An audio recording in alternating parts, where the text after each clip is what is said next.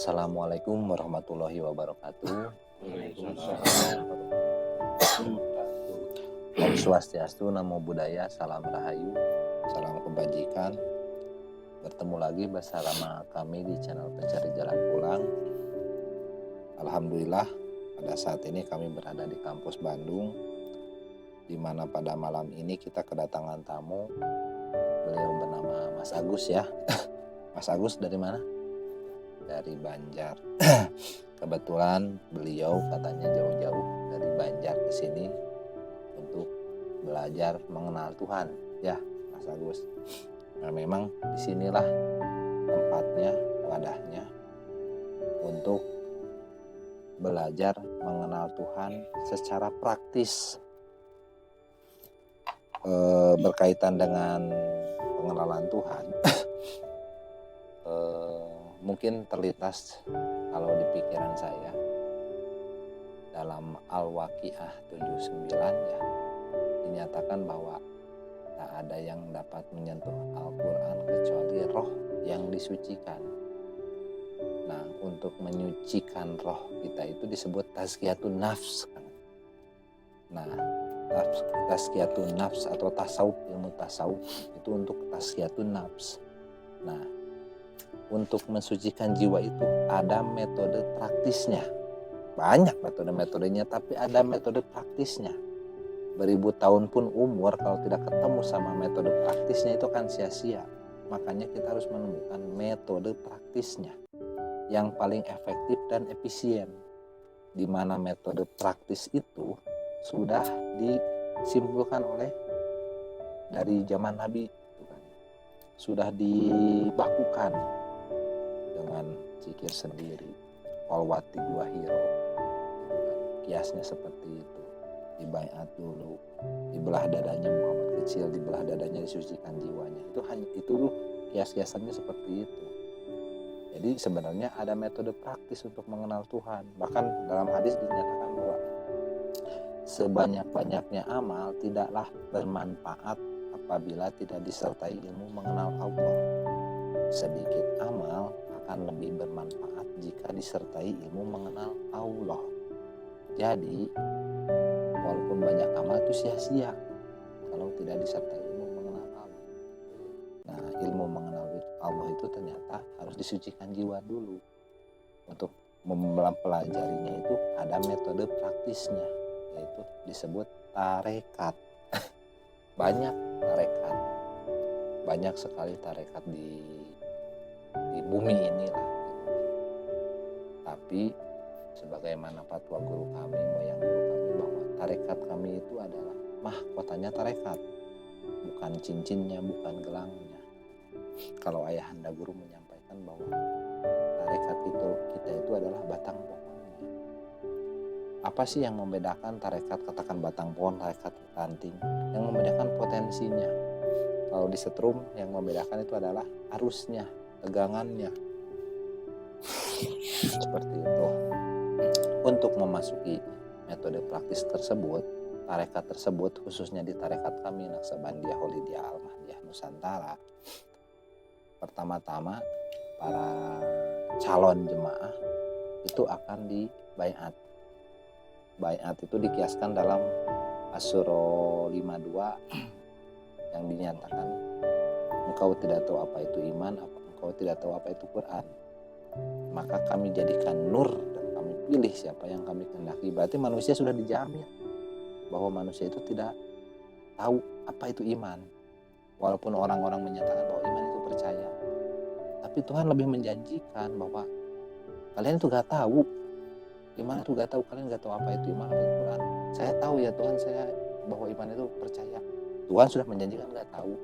Berarti akal kamu yang menganggap kamu tahu, padahal Tuhan sudah menjanjikan tidak tahu. Maka kami jadikan nur dan kami pilih siapa yang kami kehendaki. Kita sudah dijamin tidak tahu iman dan tidak tahu kitab. Nah, itulah praktek dalam baiat nantinya. Ditanamkan nur iman dan nur Quran, dan kiasnya disebut mutu qoblanta mutu, mati sebelum kita mati gitu. Kalau sedikit saya gambarkan gitu, misalkan ini Allah misalkan ya. Karena relatif berarti harus ada gambarnya. Terus ini garisnya. Ini Mas Agus misalkan. Nah, ini dimensinya akhirat. Ini dunia. Nah, untuk bisa menembus ke akhirat kita harus mati. Makanya kata Nabi, matilah kamu sebelum kamu mati. Gitu kan, mutu qabla anta mutu. Nah, pada saat baiat inilah kita disucikan jiwa, dibelek dadanya, disucikan jiwanya supaya kita bisa naik ke dimensi yang lebih tinggi. Sampai dikiaskan Nabi ada 7 lapis langit gitu kan. Nah, kita harus bisa mengakses ke sini dulu gitu. Ke alam atas sadar. Ini alam sadar, ini atas sadar, ini bawah sadar gitu. Kita harus bisa mengakses ke sini, tapi untuk bisa mengakses ke sini kita harus ditanamkan dulu alat pembacanya. Alat pembaca dimensi akhirat ini. Walaupun kita punya ponsel katakan 4G gitu kan. Tapi misalkan Tuhan itu sudah aja sinyal gelombang 6G misalkan. Tapi dalam ponsel kita itu baru bisa membaca 5G. Sehingga gelombang dari Tuhan itu gak akan terbaca karena kapasitas kita hanya 5G gitu kan. Misalkan dari Tuhan itu 6G gitu kan. Nah, kita tuh harus ditanamkan reseptor dulu ke dalam diri kita, nur iman dan nur Quran itu, supaya kita bisa membaca gelombang dari sini gitu. Inilah kiasnya bahwa baiat itu di sini gitu kan. Nanti setelah kita mempunyai akses ke sini, disinilah kita harus adaptasi. Ini kuncinya. Kita gak akan bisa lolos di sini tanpa siapa? Bimbingan guru yang sudah menguasai dimensi ini. Bukan dimensi sadar lagi, dimensi atas sadar. Makanya kata guru, sekolah di sini gak boleh pakai akal. Bukan maksudnya gila ya, kayak orang bego, orang ngomong. Itu bukan, maksudnya bukan kayak orang gila, enggak. Nanti juga akan dipahamkan sendiri. Gitu. Ini memang perjalanannya secara dunia butuh waktu beberapa lama misalkan. Tapi secara dimensional ini sebenarnya bisa sampai beribu-ribu tahun kita naik kesadaran gitu kan. Karena ini metafisika, ini fisika. Fisika itu terkurung ruang dan waktu. Karena kita telah dimatikan sekarang, di mutu qabla anta mutu, mati sekarang, akhirat itu ada surga, ada neraka. Dua-duanya yang seharusnya ini neraka nanti yang kekal, karena kita sudah matinya sekarang, sehingga ini terkonversi sekarang ke alam dunia. Makanya kata Nabi, neraka bagi orang beriman hanya beberapa hari saja. Coba kalau nerakanya nanti setelah kita mati, ini nerakanya kekal. Tapi kalau kita nerakanya sekarang, yang semula harus beribu-ribu tahun kekal, dimasukkan ke dunia jadi hanya beberapa hari saja. Dan wajib kita harus melalui itu gitu kan. Kita baru bisa menemukan surga gitu kan. Nah, kembali lagi kepada pemahaman dalam ilmu tarekat, kita untuk bisa terhubung kepada Allah, mana sih Pak Hapus? Belakang Pak Iwan. Maaf. Ini beda lagi. Kita supaya terhubung kepada Allah, kita gak bisa terhubung kepada Allah karena Allah ini metafisika gitu kan. Sedangkan kita fisika. Supaya bisa terhubung kepada Allah gitu kan. Kalau dikiaskan Allah ini adalah matahari, yang turun ke bumi ini adalah cahayanya. Ini cahaya. Ini cahayanya. Jadi kita gak bisa menangkap kepada Allah, tapi kita bisa menangkap mataharinya. Di mana matahari dengan cahayanya itu berkekalan. Sedangkan matahari dan cahayanya berkekalan. Sedangkan cahaya ini ada yang membawa. Nah, kita harus menemukan siapa yang membawa cahayanya itu. Dulu pada zaman Nabi Muhammad, bahwa yang membawa cahayanya itu Nabi Muhammad. Jasmaninya itu membawanya Nabi Muhammad, di baliknya Nabi Muhammad itu cahayanya. Cahayanya itu apa? Rasul Muhammad. Rasul Muhammad. Makanya Nabi Muhammad juga bersahadatnya sama. Aku bersaksi akan Rasul Muhammad. Gitu. Nabi Muhammad yang jasmani. Sepeninggalnya aku, isi dadaku aku curahkan kepada Abu Bakar. Kata Nabi, ilmu dunia aku berikan kepada Ali.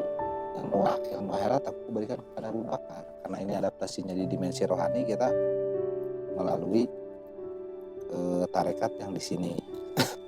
Nah, di sini diwariskan ke sini, diwariskan lagi ke sini, diwariskan lagi ke sini, diwariskan lagi. Tentu di sini akan ada percabangan, ada percabangan di sini, percabangannya. Di sinilah yang dimaksud tadi, ada ranting, ada batang pohon, ada mahkota, ada cincin. Yang mana yang menjadi mahkotanya, yang mana yang menjadi rantingnya, gitu kan. Nah, yang membedakan apa? Potensinya nanti, setrumnya. Di sini tuh siapa? Ternyata setrumnya malah ke sini, bisa aja. Nah, ini patut dibuktikan. Harus kita buktikan gitu kan. Makanya mau gak mau sering saya sampaikan bahwa supaya kita tahu, kita bisa menilai setelah kita membuktikan. Kalau kita menilai sebelum membuktikan berarti itu omong kosong gitu. Nah, inilah yang disebut dengan wasilah. Inilah tali wasilah. Kita menghubungi Tuhan melalui siapa? Pembawanya dulu. Melalui ini dulu, melalui cahayanya dulu. Dengan kita melalui cahayanya, kita naik sampai kepada Allah yang gak bernama. Karena nama Allah itu ada setelah zaman Nabi Ibrahim. Sebelum zaman Nabi Ibrahim nama Allahnya apa? Nah, kita akan tahu nanti sebelum sampai Allah yang gak bernama itu. Melalui siapa? Bimbingan yang orang yang membimbing kita. Makanya kata Imam Ghazali menyatakan bahwa bergurulah kalian kepada yang guru-gurunya, sambung kepada Rasulullah. Kata Rasul, kata Nabi Muhammad menyampaikan bahwa besertalah dengan Allah. Jika belum bisa beserta dengan Allah, besertalah dengan orang yang telah beserta dengan Allah. Ini yang orang yang telah beserta dengan Allah itu yang akan menuntun kita perjalanannya. Memang adaptasinya tidak mudah. Makanya ada istilah man arofa nafsa faqad arofa robah. Barang siapa yang mengenal dirinya maka akan mengenal Tuhannya. Barang siapa yang mengenal Tuhannya, fanalah dirinya. Berarti tiadalah dirinya. Disitulah makom la ilaha illallah. Berarti kita harus menghancurkan Tuhan-Tuhan di dalam diri. Tapi yang jadi kalau dibilang amannya, kita masuk neraka dengan pemilik neraka. Kita dengan bimbingan guru. Di sinilah kita adaptasi. Setelah kita adaptasi di sini kan kita tahu barangnya. Logikanya namanya dulu atau barangnya dulu. Ini misalkan korek, ada barangnya dulu baru dikasih nama korek. Nah, ini juga sebenarnya kita harus tahu barangnya dulu, sifat wujudnya dulu. Wujudnya dulu. Kalau kita sudah ketemu sifat wujudnya, itu bukan Allahnya.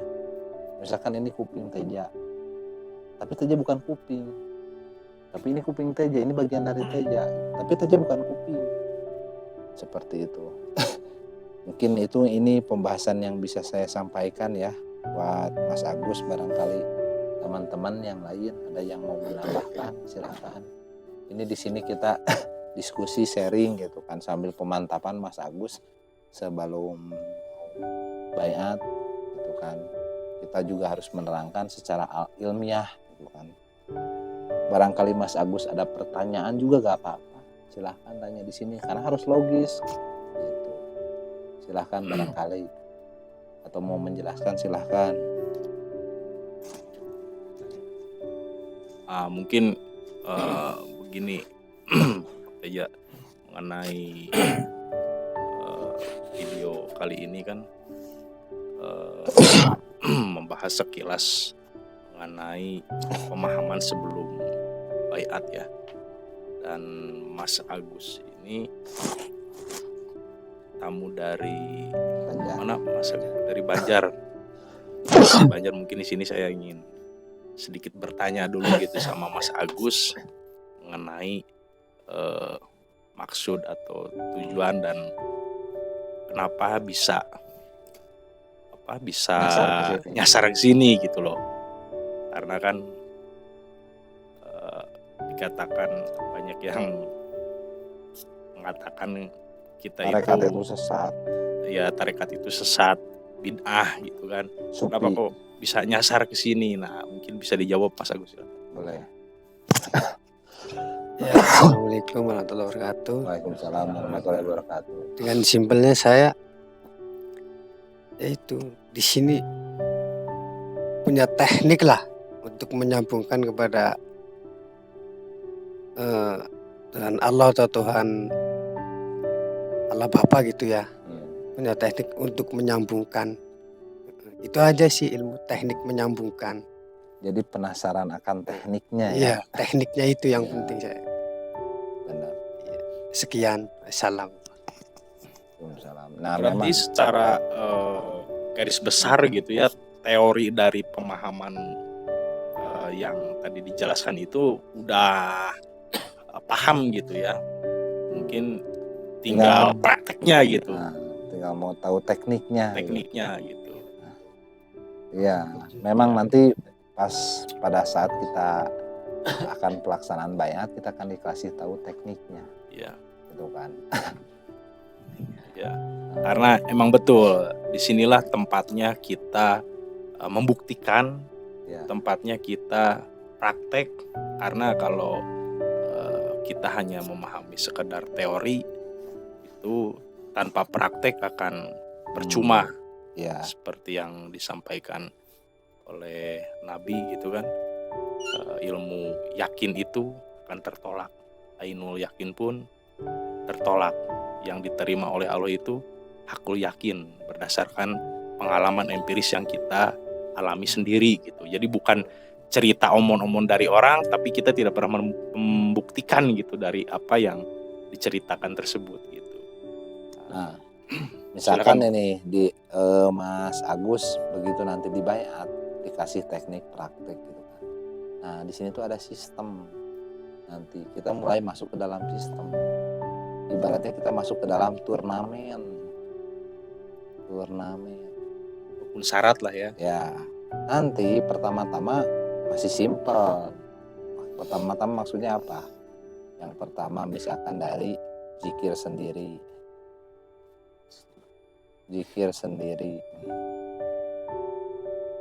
Selanjutnya zikir jemaah. Selanjutnya solo. Selanjutnya bakti. Kewajiban Mas Agus nanti setelah bayat, Mas Agus harus melaksanakan ini. Sebelum melaksanakan ini, di sini nanti dikasih teknik zikir yang bermetodologi, yaitu yang diwariskan, dan ini aurat. Tidak boleh dibuka. Kita tidak bisa membukakan kepada orang lain. Begitu ini berbuah dari ini, pasti ke sini larinya, ke zikir jemaah. Otomatis kita sendiri yang mau, kita sendiri yang nggak tahu kenapa kok pengen berjemaah gitu. Ini berbuahnya. Begitu berbuah dari sini, larinya ke sini. Begitu berbuah ke sini, larinya ke sini. Kalau sudah dibakti, apa nanti tinggal naik dimensi kesadaran. Yang ini terus naik dimensi kesadaran. Di sini semuanya bimbingan guru ya. Di sini kita harus memaksakan. Ini kelihatannya gampang. Tapi kalau sudah bayat lah. Ini agak berat. Kalau di sebelum bayat mah gampang, boleh sendiri mah gitu kan. Ini tapi setelah bayat justru metafisiknya lawannya beneran gitu. Penghalangnya ada. Contoh mau jemaah, penghalangnya apa? Ban motor pecot, hujan. Pertama dengan hujan kita kalah. Lama-lama dengan hujan kita kuat. Lama-lama dengan motor kayak gimana. Ini sampai kita budak gitu kan, terus aja. Ujung-ujungnya apa? ini kita melewati fase ini, berbuah ke sini. Ini lebih ngeri lagi kalau mau suluk tuh. Halangannya nanti bisa berupa entah misalkan dari anak jadi penghalangnya untuk berangkat suluk atau apa dan sebagainya, bisa ini macam-macam. Ini juga halangannya beda lagi tuh. Gitu. Ini step by step. Kalau kita gak mengikuti ini, kita keluar dari sistem. Kalau keluar dari sistem, di luar dari pertanggungjawaban yang disampaikan tadi guru, bukan pertanggungjawaban lagi Rasul, karena ini sudah di luar dari sistem. Diem aja gitu kan, nggak mau mengikuti sistem.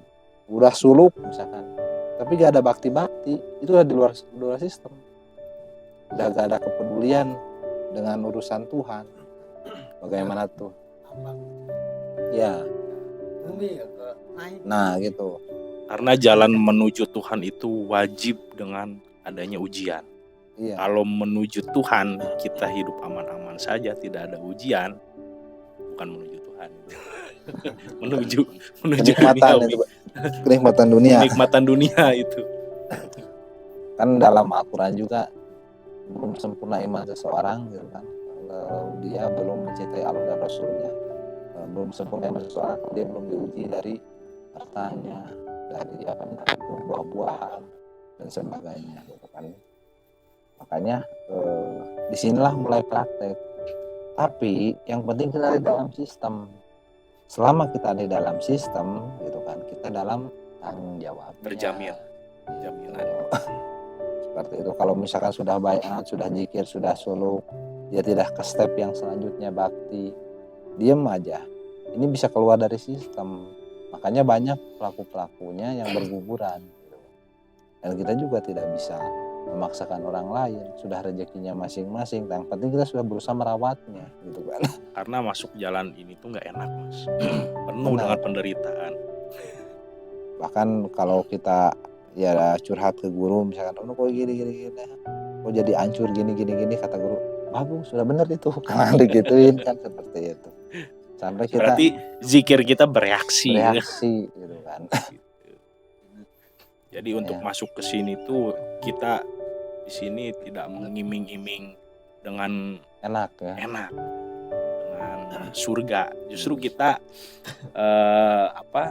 memberikan lampu warning, masuk ke situ kita akan masuk ke neraka. Nah, cuman kita masuk neraka juga dengan pemilik neraka. Kiasnya seperti itu. Contoh Nabi Ibrahim masuk ke dalam api pun sama pemilik api, sehingga api tidak adalah hukum panasnya kepada Nabi Ibrahim. Nah seperti itu.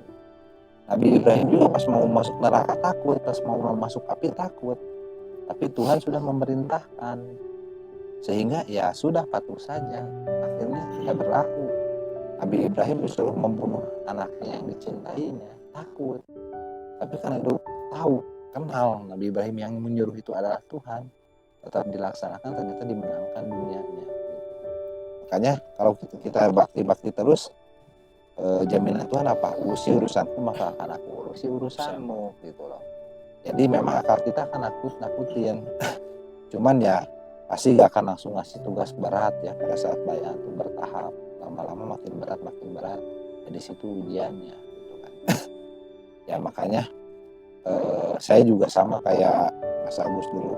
Saya udah zero lah, sudah pol gitu ya. Pas begitu masuk saya gemeteran juga hati gitu kan, gosong lah ibaratnya. Tapi memang kata guru bilang bagus itu, bener gitu. Bereaksi gitu kan. Malah kalau kiasnya guru tuh senang. Oh ada ya kata saya tuh, guru lihat muridnya menderita begini senang gitu kan. Malah gitu kan. Karena orang beriman itu sebelum masuk surga itu wajib lewati neraka ya. Iya. Dan di Al-Qurannya juga ada ya. Kau dapatkan surga tanpa melalui neraka. Kayak cerita Bang Topik ini mah. Ya saya bukain lah dikit. Begitu baiat beberapa bulan langsung dipecat. Curhat ke abang guru, kata bang guru, wah bagus, senang itu saya. Sudah salah satu penghalangmu, hijabmu hilang. Malah digituin sama guru. Tapi gak taunya alhamdulillah dia bisa melewati fase itu, malah dapat lagi pekerjaan yang dipilihkan oleh Tuhan, gitu, ibaratnya seperti itu. Makanya di sini kita saling kuatkan ya, saling mengkuatkan, saling mengingatkan dengan sesama saudara rohani bahwa kita itu gak akan mampu ternyata kecuali dimampukan. Iya. Kita gak akan lagi selamat kalau tidak ada dalam sistemnya. Gitu. Makanya kita di sini saling mengingatkan sama saudara nanti, gitu kan. Kalau sampai berisi baiat, kita saling mengingatkan, saling menguatkan. Intinya di sini juga semuanya diuji. Kalau gak diuji justru itu jadi tanda tanya.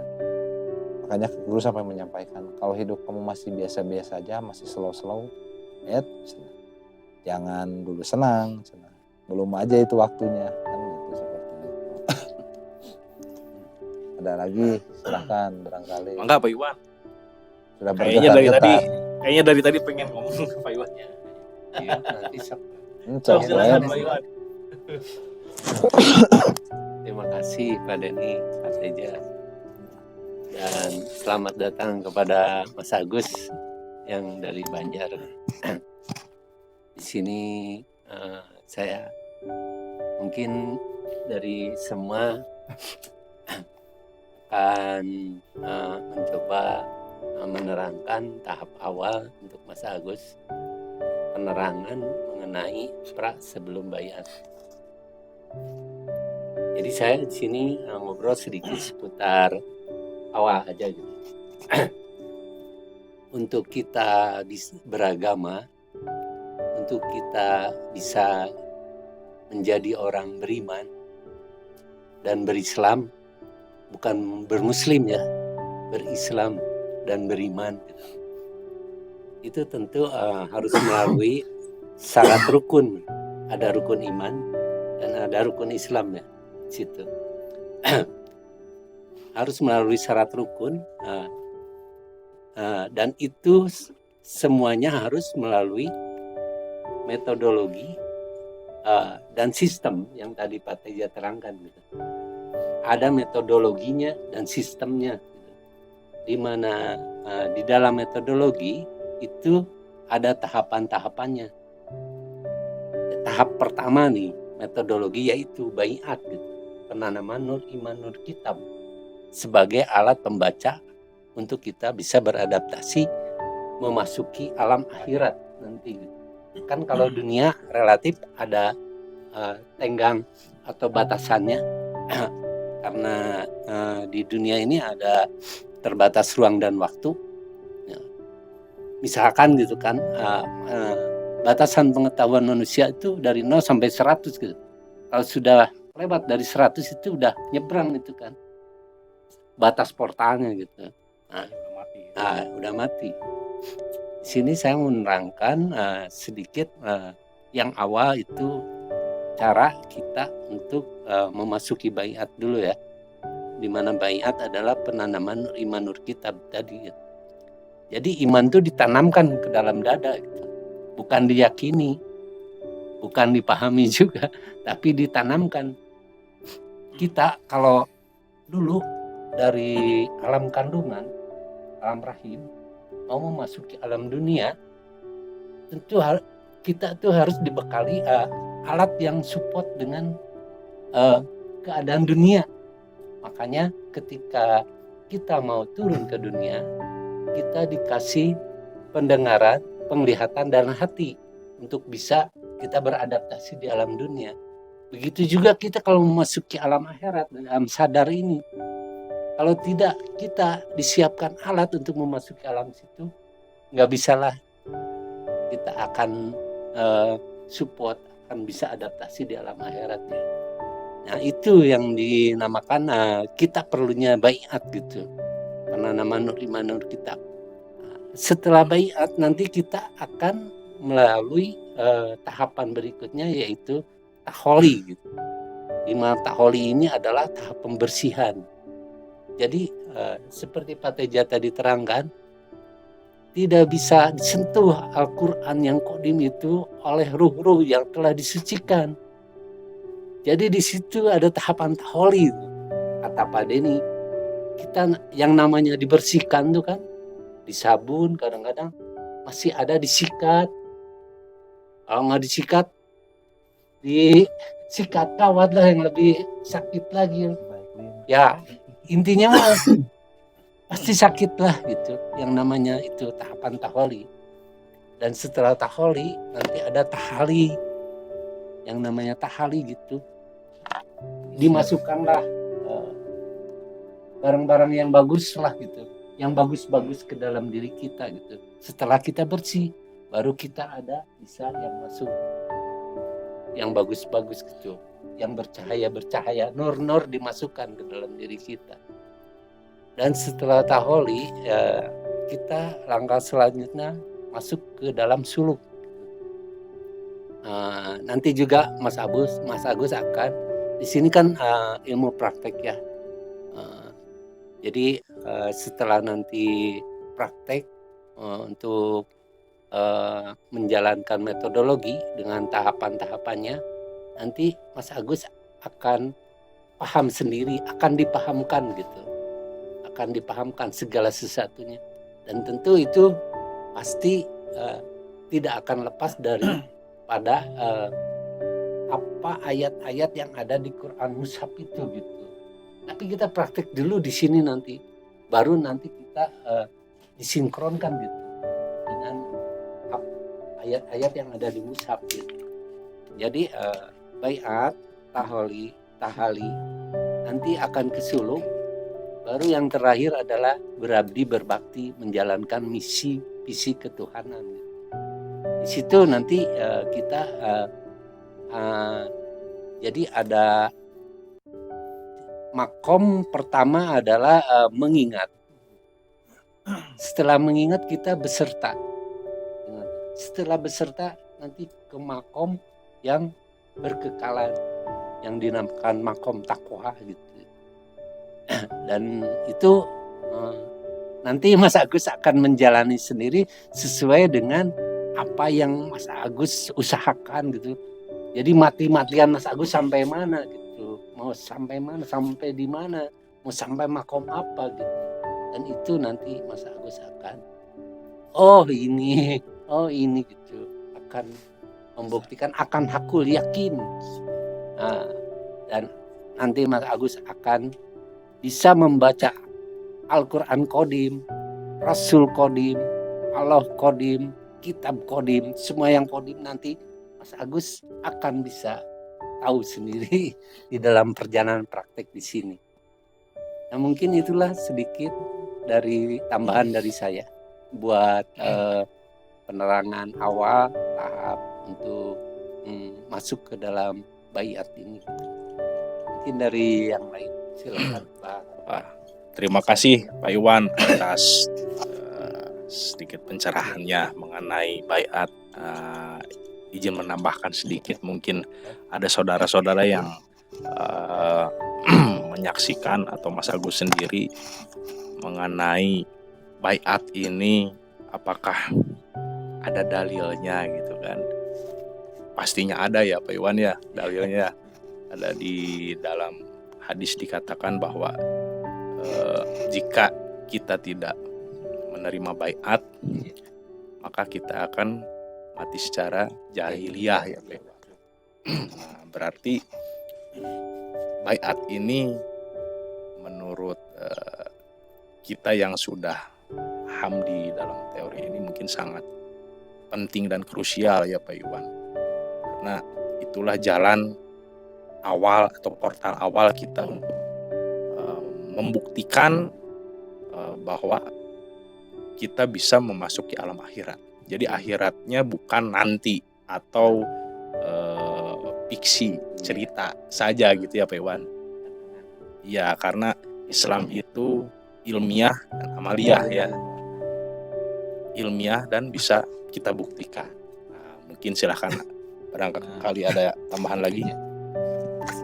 Sedikit nih ya kita mengkaji terkait masalah di Al-Quran bahwa ya ayat Tuhan nafsul mutmainah irji ila rabbiki radiyatan mardiyah, bahwa orang-orang di tingkat nafsu ini tingkatan nafsu, berarti ini tingkatan nafsu jiwa kan nafsu itu. Nah, tingkatan jiwa kita ada di posisi mana? bahwa ya Tuhan, nafsul mutmainnah irji ila rabbiki, wahai jiwa-jiwa yang tenang. Nah, ini yang orang bilang yang tenang nih. Tenang. Di sini makom selamat kita tuh sebenarnya awalnya dari sini nih. Ini ada nafsu amarah, lawamah, mulhamah, nanti bisa cari definisinya dari tingkatan nafsu. Gitu kan. Di dalam Islam sudah dibagi seperti ini. Gitu kan. Nah, kita mulai katakanlah selamat itu di sini. Kalau kata guru dulu, janganlah kalian mati sebelum menginjak makom Ibrahim, katanya. Gitu kan. Nah, ini perjalanan dari sini ke sini sakit, dari sini ke sini sakit, dari sini sakit. Dari naik ke sini sakit, naik tiap tingkatan pasti lewat ujian, gitu kan. Dan ujian pasti sakit. Gitu kan. Dan yang menguji siapa? Iblis. Ternyata iblis itu ternyata guru kita. Tanpa iblis kita gak mungkin bisa naik. Ternyata kalau kata guru kita tuh bahwa iblis itu ternyata sesuatu yang menempa kita jadi besi yang tajam. Dan suatu saat kita akan bisa berterima kasih kepada iblis ya. Nah, kalau kata profesor tuh, kamu suatu saat akan berterima kasih kepada iblis, katanya. Tanpa mereka kita gak akan pernah naik tingkatan. Itu dipoles jiwa kita tuh. Makanya taholi tahali tajali itu dibaginya itu dengan taholi pembersihan, tahali pengisian, tajali itu posisi besertanya, manunggal, tajali itu manunggal dengan Tuhan, gitu kan. Nah, level inilah yang akan melatih kita, gitu kan.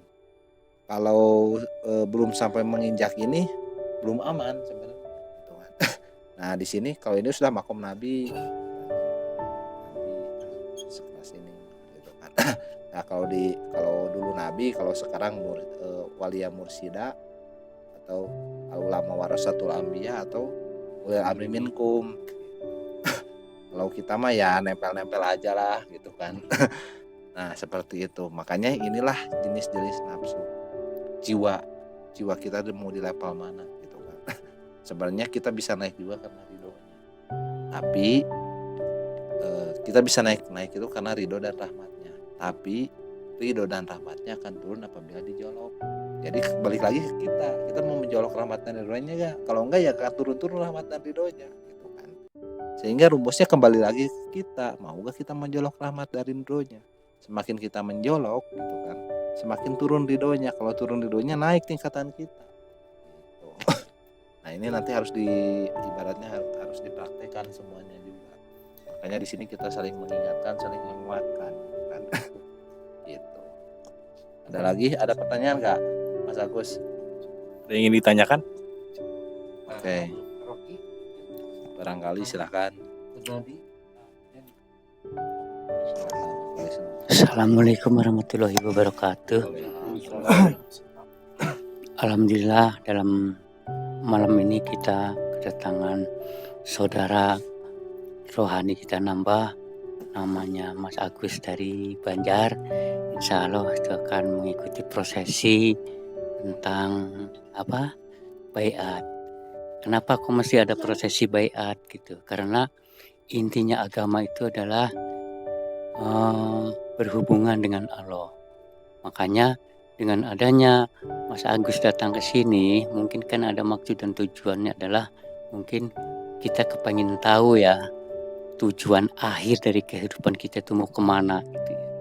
Nah, makanya sampai bela-belain berangkat, mengorbankan tenaga dan waktu ke sini tuh maksudnya pengen tahu jalan untuk pulang.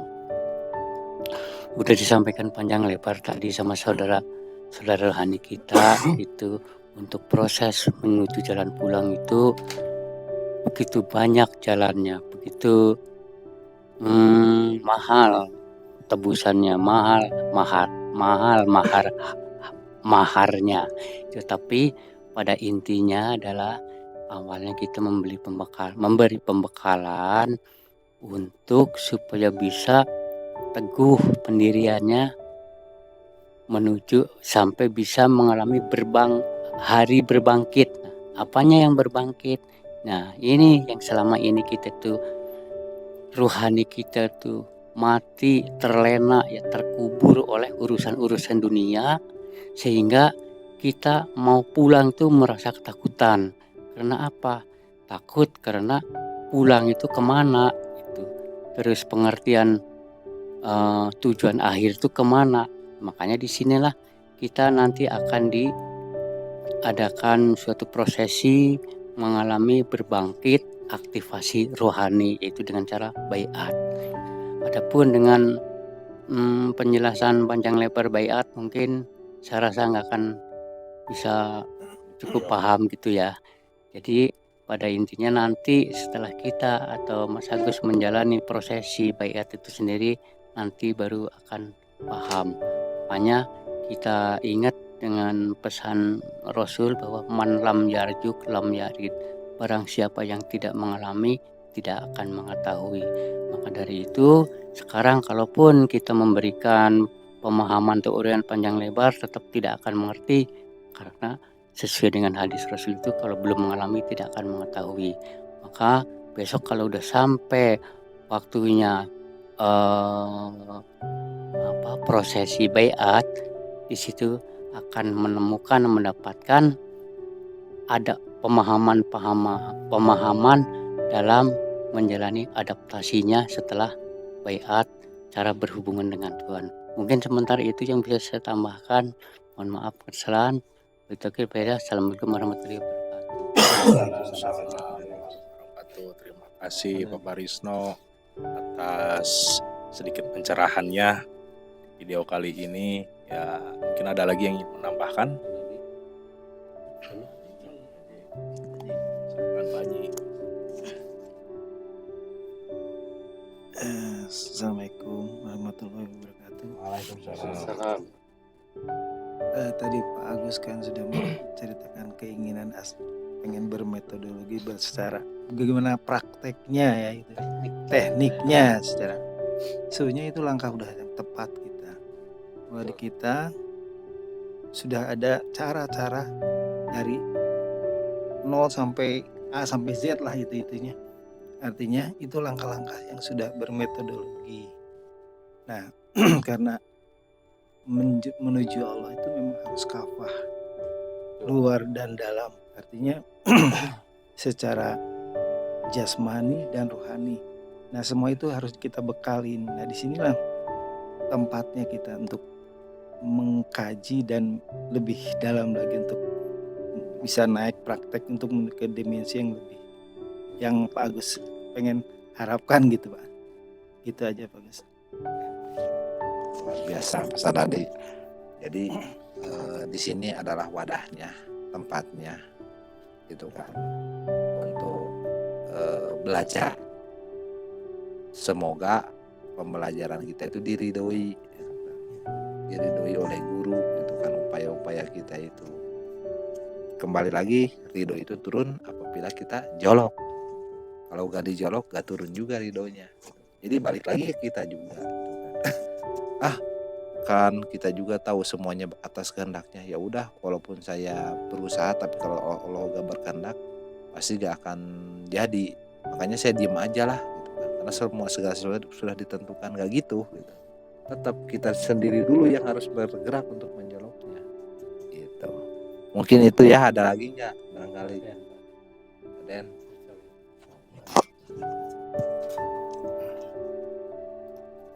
Assalamualaikum warahmatullahi wabarakatuh. Mungkin saya ingin menambahkan saja yang telah disampaikan oleh saudara-saudara semua, bahwasannya Mas Agus ya nanti ke depannya, saat ini juga, itu musuh yang paling besar adalah diri kita sendiri, Mas. Ya. Jadi apapun nanti ke depannya Mas Agus menghadapi sesuatu, lawanlah di dalam diri sendiri. Kalau kata sahabat saya Buya Iwan berkata, ya, itu jin, iblis, ya, malaikat, segala sesuatunya ada di diri kita. Kajian ke depannya itu hanya pembekalannya seperti itu. Kalau pesan dari saya, sebetulnya lawan terberatnya adalah diri sendiri. Nah, mungkin poin keduanya, penambahan dari saya yang telah tadi disampaikan oleh Pak Teja, itu ada 3 unsur kesadaran. Yang satu adalah infra, yang kedua adalah sadar, dan yang ketiga adalah putra sadar. Nah, ketika di tingkat sadar itu kita nih seperti ini adalah tingkat sadar. Kalau belum tanamkan baiat yang di kita, orang belajar sekeras apa itu nanti turunnya akan impor hasilnya. Ya. Kenapa saya bilang begitu? Karena belum ada unsur mutlak yang ditanamkan. Gitu. Nah, karena kan Mas Agus datangnya ke sini karena ada informasi yang diharapkan oleh Mas Agus ya. Jadi kalau kata bahasa Sunda itu panjang kapoe pageto, artinya berkunjung ke hari yang belum teralami atau dikatakan alam akhirat lah. Nah, ketika kita udah tertanamkan Mas Agus dengan menjalankan atau baiat ya, dengan menjalankan sistemnya itu kita akan naik ke ultra. Nah, di ultra itu udah main alam akhirat. Gitu.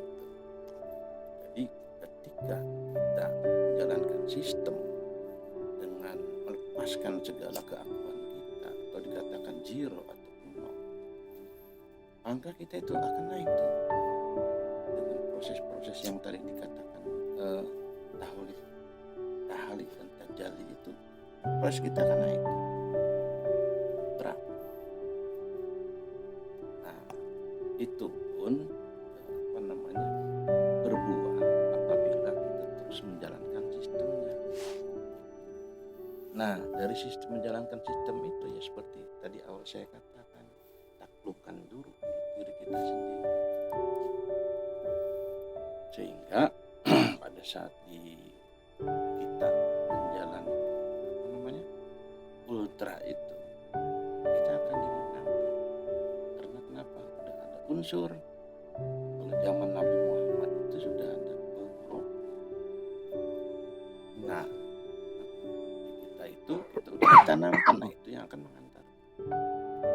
Karena kalau secara bicara langit kita lihat di sini nggak ada langit. Karena Apollo aja ke bulan dia nggak menemukan langit. Itu kias. Batas langit itu nggak ada ya. Nah itulah kita batas langit itu dikatakan akhirat. Kita melewati batas kesadaran. Nah itu maksudnya lewati batas kesadaran, dan kita berusaha itu hasilnya nggak keimplan. Karena kenapa? Tadi saya bilang tadi kita udah ada unsur mutlak. Jadi ketika Mas Agus nanti ya tetap harus kita olah. Artinya begini, Mas Agus sudah beli telur asin, kalau nggak dikupas Mas Agus nggak tahu dalamnya, yang paling dalamnya tuh warnanya apa nggak tahu. Bisa gitu. Ya kan? Jadi ketika udah diambil dikupas, kalau nggak dikupas ya itu jalan di tempat, keluar dari sistemnya. Ya, itu dari saya, pesan dari saya. Semoga bermanfaat buat Mas Agus ke depannya mah. Gitu dari saya. Assalamualaikum warahmatullahi wabarakatuh. Silakan Pak Rocky mau menambahkan. Ya, saya ikut menambahkannya, mencoba menambahkan. Jadi di sini itu kan lawan kita itu iblis ya, diri kita sendiri. Menuju Tuhan itu kalau kita nyaman-nyaman saja itu harus tanda tanya gitu. Kalau misalnya kita berjalan menuju Tuhan, kok asik-asik aja ya, lempeng-lempeng aja gitu kan. Oh, itu harus tanda tanya, karena logikanya yang akan menghalangi ya, yang merintangi itu ya pasti iblis. Kalau nggak ada iblisnya ya berarti kita nggak berjalan menuju Tuhan. Gitu. Tapi di sini tadi disampaikan oleh Kang Teja gitunya. Suatu saat kita akan berterima kasih pada iblis gitu. Nah, bagaimana itu? ya harus dibuktikan dahulu. Jadi iblis itu ya berkawanlah dengan iblis gitu kalau nanti mah. Tapi mungkin itu tahapan-tahapannya itu nggak akan langsung gitu ya. Tuhan tidak akan menguji hambanya yang melebihi batas kemampuannya. Nah, seperti itu mungkin tambahan dari saya. Assalamualaikum warahmatullahi wabarakatuh. Ya. Agus sebagai penutup bagi saya Pak Agus. Kalau menurut saya gini Pak Agus, kan semua sudah diurai. Yang paling penting Pak Agus harus ngikutin sistem ini dan berjuang habis-habisan.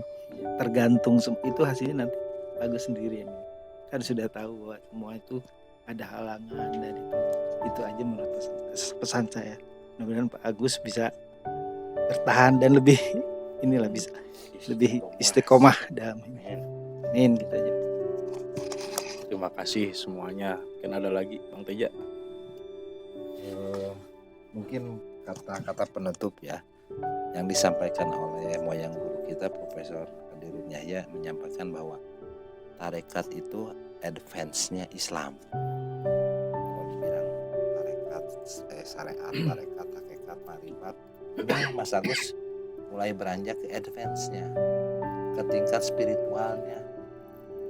Agama Islam itu kan secara syariat nyata akal.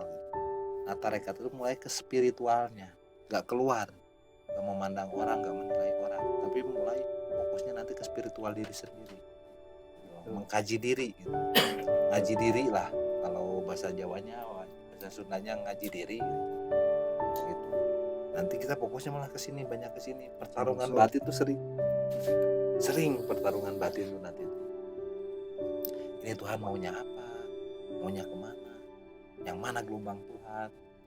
Bahkan sampai dulu sampaikan bahwa setelah membayar tuh kiasnya Tuhan itu kasih sinyal tuh sandi itu tok tok tok.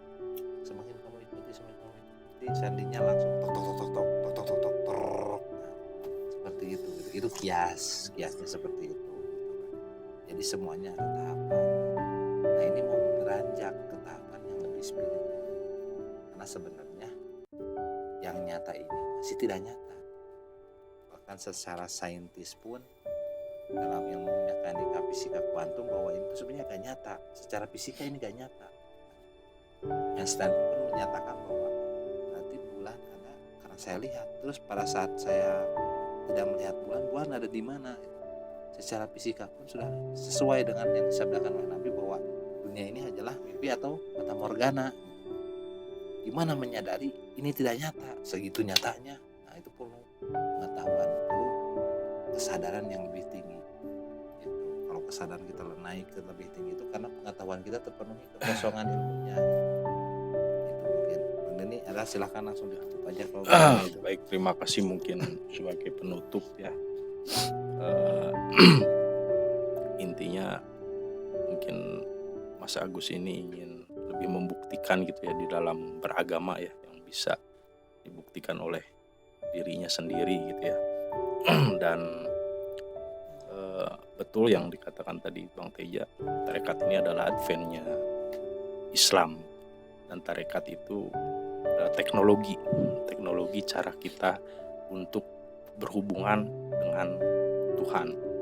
Karena logikanya kita aja untuk berhubungan dengan orang yang di luar jangkauan kita perlu menggunakan teknologi. Apalagi dengan Tuhan yang tidak terbatas, yang laisa kamitslihi syai'un. Perlu juga kita menggunakan dengan teknologi, yaitu ada di dalam tarekat. Nah, mungkin salah satunya itu, dan baiat itu sendiri pun adalah salah satu langkah awal kita untuk mengenali diri kita sendiri dan mengenali Tuhan kita. Man aropa nafsahu faqad aropa robbah. Mungkin demikian yang dapat kami sampaikan. Semoga bermanfaat. Wabillahi taufiq wal hidayah wa ridho wa inayah. Ilahi anta maksudi wa ridho kamatlubi. Wassalamualaikum warahmatullahi wabarakatuh. Waalaikumsalam.